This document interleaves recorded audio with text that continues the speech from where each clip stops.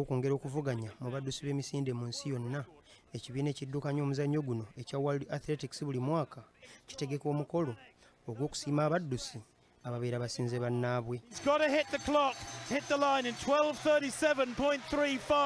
World Athletics omwaka guno eronze abaddusi bannayuganda babiri ku lukalala olugenda okulondebwako omuddusi omusajja asinze banne omwaka guno. Abaddusi bano ye Joshua Cheptegei ne Jacob Kiplimo era abawanguzi bagenda kulangirirwa nga 5 omwezi ogujja ogwa Desemba. Abaddusi abalala abali ku lukalala luno ye Donovan Brazilia enzalwa ya USA, Thomas Cheriot owa Kenya, Mondo Duplats owa Sweden ne Jonas Veta owa Bugirimaani. Omwaka guno Joshua Cheptegei atuse ku buwanguzi obuwerako okuli okuteekawo rekodi eya mita 15,000, omutwalo gumu, kilomita 5 ne kilomita 10 era nga yakwata ekifo kyakuna mu mpaka za World Half Marathon ezabadde mu ggwanga lya Poland.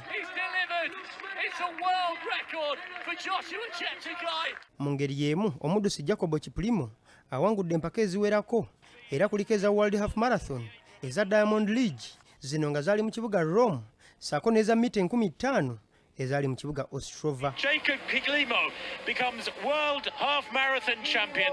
Abalonzi bonna bagenda kukozesa mitimbagano egy'ekibiina kya World Athletic okulonda omuddusi asinze era okulonda kugenda kukomekkerezebwa nga 15 omwezi guno.